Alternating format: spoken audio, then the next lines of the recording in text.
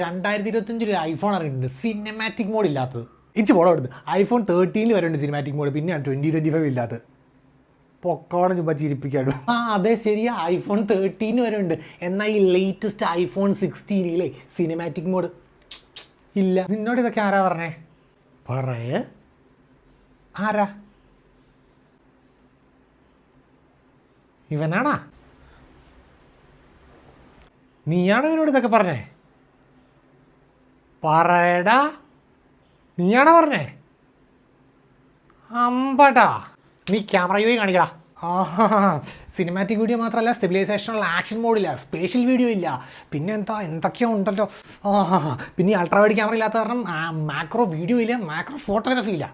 Camera U എന്ന് കാണിച്ചു തരാം. ടൈം ലാപ്സ് ഉണ്ട്, സ്ലോ മോഷൻ ഉണ്ട്. വീഡിയോയ്ക്ക് നമുക്ക് മാക്സിമം 4K അറ്റ് 60 FPS വരെ റെക്കോർഡ് ചെയ്യാൻ പറ്റും. And 1x 2x and maximum two 6x വരെ നമുക്ക് വീഡിയോ പോകാൻ പറ്റും. പക്ഷേ ഇതിനകത്ത് ആക്ഷൻ മോഡ് വരുന്നില്ല കേട്ടോ. നമുക്ക് വീഡിയോയ്ക്കകത്ത് ദറ്റ് മീൻസ് സ്റ്റെബിലൈസേഷന് വേണ്ടിയുള്ള മോഡാണ്, അത് വരുന്നില്ല. ഫോട്ടോയ്ക്കകത്ത് 1x ഉണ്ട്, 2x ഉണ്ട് ആൻഡ് മാക്സിമം ടു 10x വരെ പോകാൻ പറ്റും. പോർട്രേറ്റിനകത്ത് ഒപ്റ്റിക്കൽ ക്വാളിറ്റി സൂം ആയിട്ട് ഈ 48 MB ഫ്യൂഷൻ ക്യാമറ കാരണം 1x ഉണ്ട്, അതേപോലെ 2x ഉണ്ട്, 1x 2x.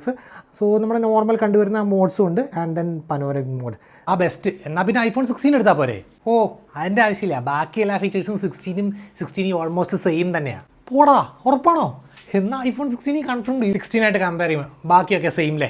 കാണിച്ച് ഡിസ്പ്ലേ നോച്ച് അല്ലാണ്ട് വേറെ തന്നെ വ്യത്യാസം, ബാക്കിയെല്ലാം സെയിം ടു സെയിം അല്ലേ?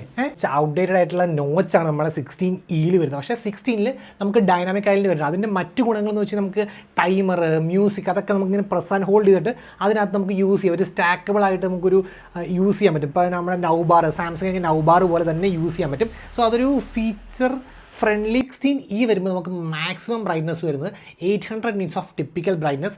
കമ്പയർഡ് iPhone 16 നോക്കുവാണെങ്കിൽ 1000 nits വരുന്നുണ്ട്. അതേപോലെ നമ്മുടെ HDR ബ്രൈറ്റ്നസ് നോക്കുവാണെങ്കിൽ HDR ഇതിനകത്ത് 1200 nitsഉം നമ്മുടെ iPhone 16 1600 nitsഉമാണ് വരുന്നത്. സോ കുറച്ചും കൂടെ ബെറ്റർ പെർഫോമൻസ് ബ്രൈറ്റ്നസിൻ്റെ ആയാലും iPhone 16 ആയിരിക്കും. പ്രൊസസ്സർ രണ്ടും ആപ്പിളിൻ്റെ A18 ബയോണിക് അല്ലേ? പിന്നെ സെറ്റല്ലേ? ശരിയാണ്, ഓൾമോസ്റ്റ് സിമിലർ ആണ് 16 പക്ഷേ ചെറിയ ഡിഫറൻസ് ഉണ്ട്. ദാറ്റ് മീൻസ് ഇതിനകത്തൊരു 4 core GPU ആണ് വരുന്നത് versus iPhone 16ൻ്റെ A18 5 core GPU ആണ്. സോ കുറച്ചും കൂടെ ബെറ്റർ ഗ്രാഫിക് പെർഫോമൻസ്, അതുപോലെ തന്നെ ബെറ്റർ ആയിട്ടുള്ള AI-യുടെ നമ്മുടെ ഇൻ്റലിജൻസ് വെച്ചുള്ള പരിപാടികളും കുറച്ചും കൂടെ അടിപൊളിയായിട്ട് 16 ഒരു കാര്യങ്ങളുണ്ട്. നമ്മുടെ ക്യാമറ കൺട്രോൾ ബട്ടൺ. സോ നമ്മൾ ജസ്റ്റ് പ്രസ് ആൻഡ് ഹോൾഡ് ചെയ്യുമ്പോൾ, ഡബിൾ ടാപ്പ് ചെയ്യുമ്പോൾ യൂസർ ഫ്രണ്ട്ലി ആണെങ്കിൽ അത്ര യൂസർ ഫ്രണ്ട്ലി അല്ല. നമ്മളിങ്ങനെ കൈ പിടിക്കുമ്പോൾ എക്സാക്റ്റ് സ്പോട്ടൊന്നും അല്ല, ബട്ട് സ്റ്റിൽ ചിലർക്ക് അത് യൂസ്ഫുൾ ആയിരിക്കും. കാരണം ക്വിക്കായിട്ടൊരു ആപ്പ് ലോഞ്ച് നടത്താൻ പറ്റും. അങ്ങനെ പിന്നെ ഈ എസെൻഷ്യലായിട്ടുള്ള ഒരു ഫീച്ചർ ഇട്ട് പോകാൻ പറ്റും. അങ്ങനത്തെ കുറേ ഫീച്ചേഴ്സ് ഉണ്ട്. സോ ഇപ്പോൾ iPhone 16 ആണ് ഡെഫിനറ്റ്ലി വർത്ത്.